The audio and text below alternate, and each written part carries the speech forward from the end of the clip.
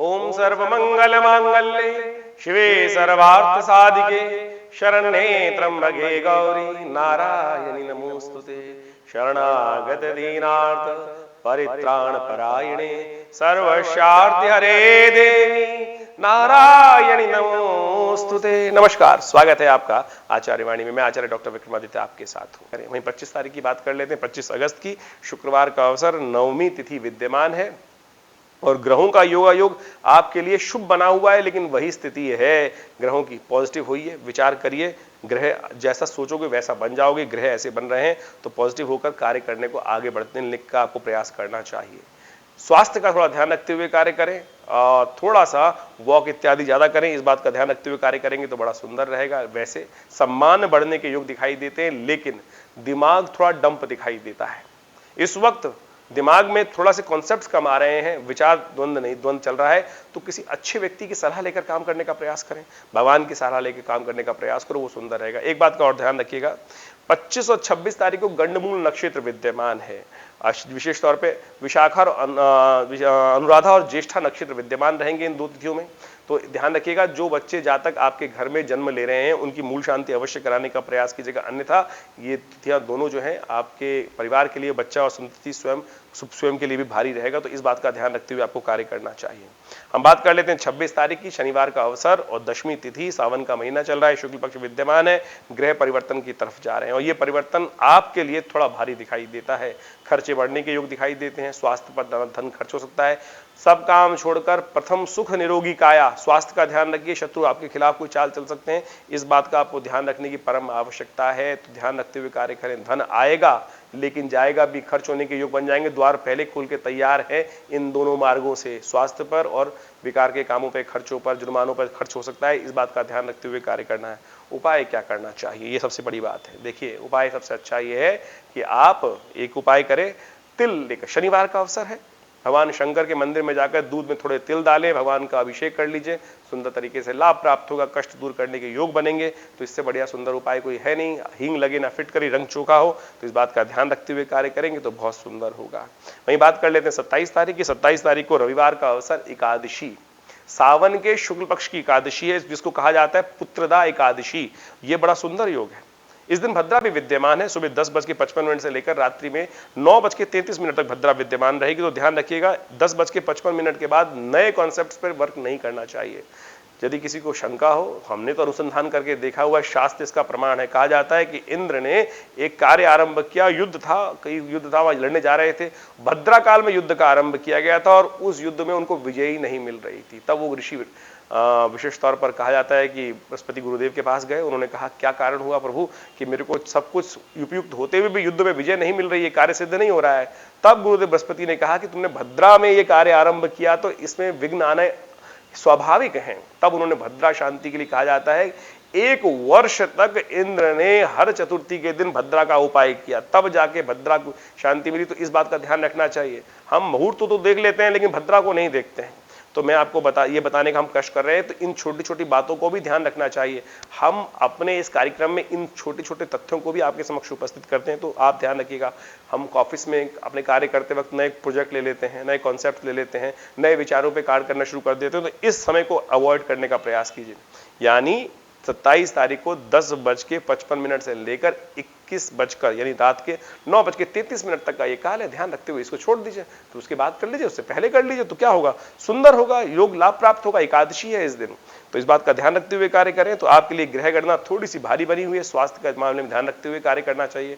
देखिए, बरसात का मौसम चल रहा है, छुट्टी का दिन है, हम बाहर जाएंगे और कुछ अनहाइजीन वाला भोजन कर लेंगे तो कष्ट में फंस जाएंगे।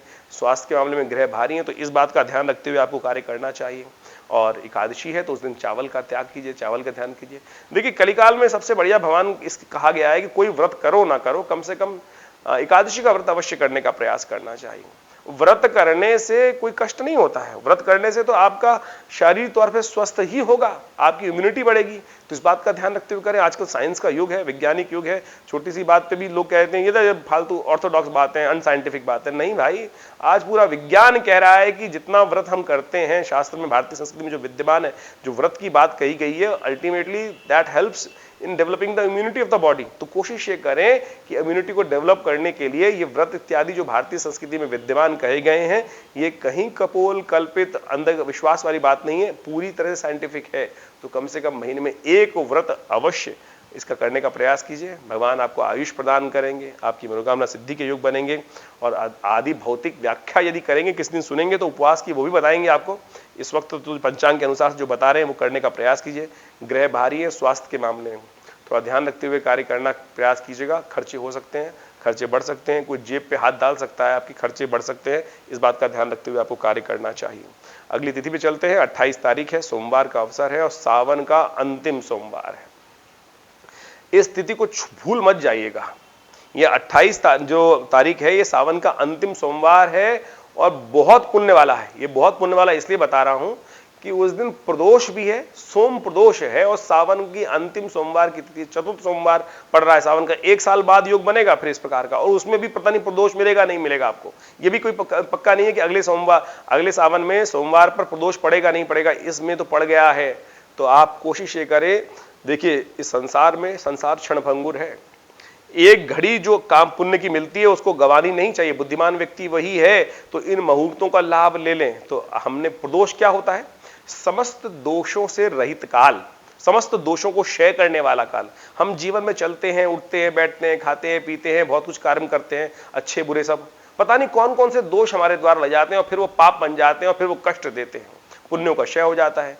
तो इस प्रदोष जो जीवन आता है, हर महीने में प्रदोष की एक तिथि आती है, उसमें यदि भगवान शंकर का स्तवन कर लिया जाए तो कहा जाता है सप्त जन्म कृतम पापम स्मरणेन विनश्यति, केवल भगवान का स्मरण कर लेने मात्र से। और कहा जाता है इस प्रदोष काल में भगवान शंकर पार्वती के साथ पूरे संसार का भ्रमण करते हैं। सूर्य अस्त के बाद 2 घड़ी का समय, करीब करीब 48 मिनट का समय होता है, जो प्रदोष कहा जाता है। उस प्रदोष तिथि के अंतर्गत ये प्रदोष मुख्य प्रदोष समय है।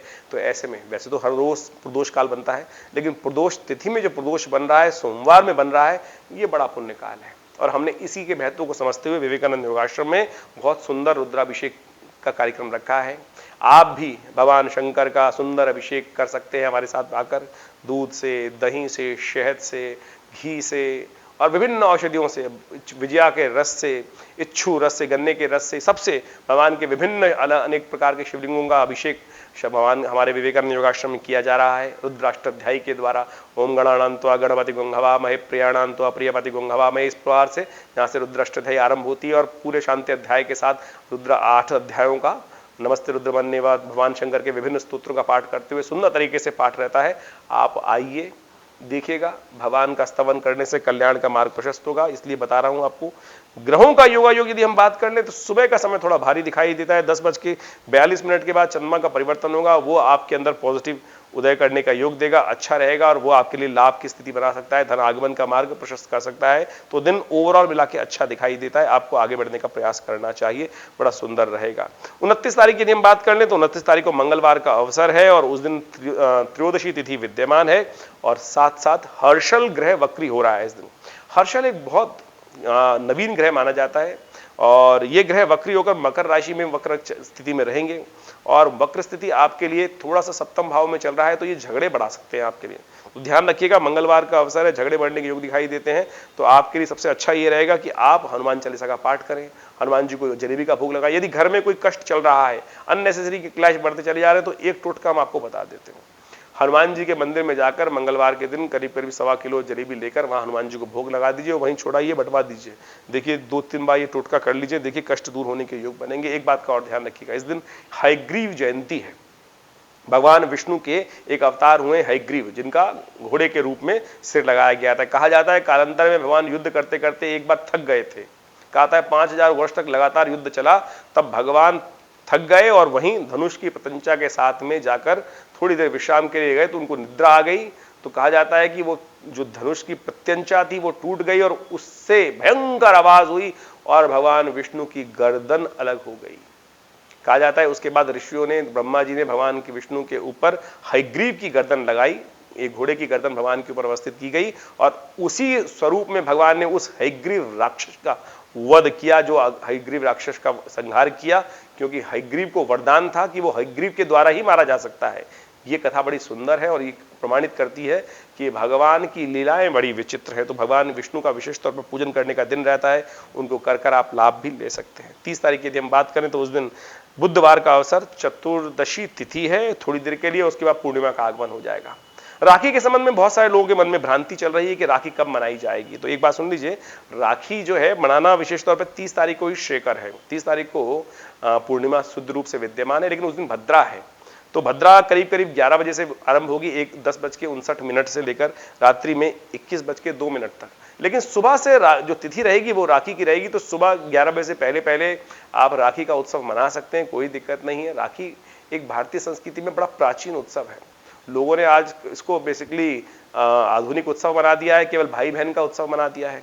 जो हुमायूं की कथा चलती है उसके बाद से लोगों ने इसको केवल भाई बहन, आदिकाल में ये रक्षा बांधने का पर्व है। रक्षा इंद्राणी ने इंद्र को बांधी थी, और कहा जाता है कि एक मंत्र आता है, जेन बद्धो बलि राजा दानविंद्रो महाबला तेन त्वाम प्रतिबदनामी रक्षे माचल माचल।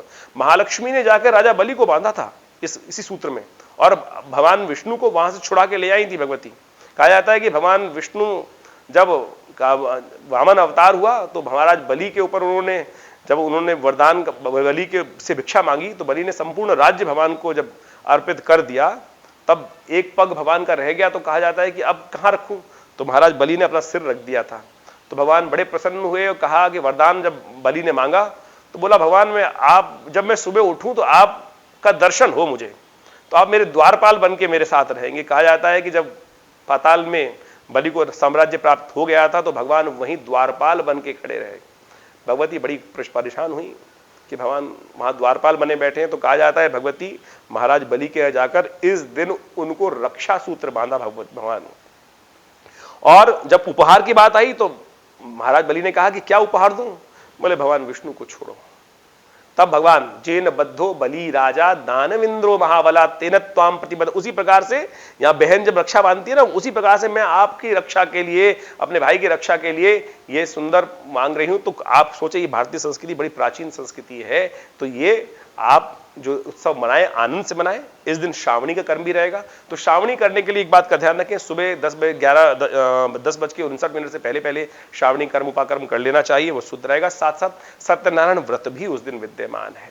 तो आपके ग्रह गणना विशेष तौर पर दिखा रही है कि सुबह 10 बजे से पहले का समय आपके लिए अच्छा है। 10 बजे के 10:22 के बाद समय थोड़ा भारी दिखाई देता है स्वास्थ्य के मामले में, और थोड़ा सा कष्ट होने के योग दिखाई देते हैं। तो उसके लिए उपाय करने के निमित्त सत्यनारायण व्रत करें, भगवान सत्यनारायण का पूजन करें, वो शुभ रहेगा, अच्छा रहेगा।